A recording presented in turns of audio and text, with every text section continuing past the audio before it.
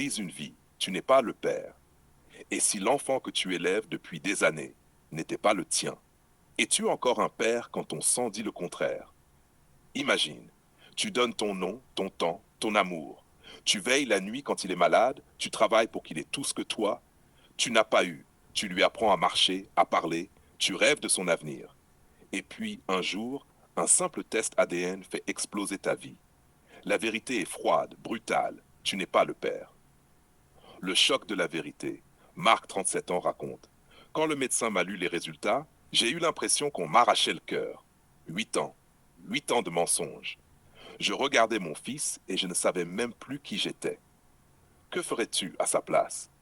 Tu continues comme si de rien n'était, ou tu détruis tout pour reconstruire ailleurs. Le test ADN ne donne pas seulement une réponse biologique, il ouvre une plaie identitaire. Il pose une question qui glace. Suis-je encore père si ce n'est pas mon sang? Le dilemme intérieur. Certains hommes restent. Karim, 42 ans. J'ai décidé de continuer. Oui, elle m'a trahi. Oui, c'est pas mon sang, mais c'est mon fils de cœur, et je refuse de lui faire payer pour ses erreurs. D'autres fuient. Julien, 29 ans. J'ai tout quitté.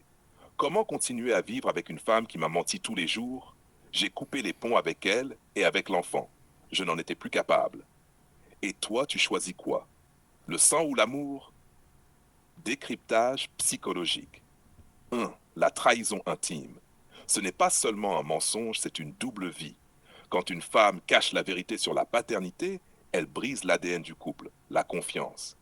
2. L'identité d'homme. Un père n'est pas qu'un géniteur, mais dans le silence des nuits, beaucoup d'hommes se demandent: suis-je un imposteur dans ma propre maison? 3. La guerre intérieure. Certains hommes deviennent froids, d'autres se raccrochent à l'amour. Mais tous ont une question en boucle. Suis-je victime ou complice involontaire? Le champ de bataille juridique. En France, la contestation de paternité est possible, mais elle est lente, douloureuse et souvent injuste. Les délais. Parfois, il est trop tard. La preuve, c'est à toi de prouver que tu n'es pas le père. Les conséquences. Même si tu gagnes, ton lien avec l'enfant peut être brisé à jamais. La justice protège-t-elle le mensonge ou l'innocence de l'enfant? Le poids du silence.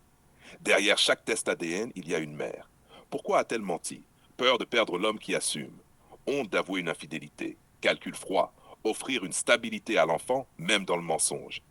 Mais à qui profite vraiment le silence? À l'enfant? À la mère? Ou au mensonge lui-même?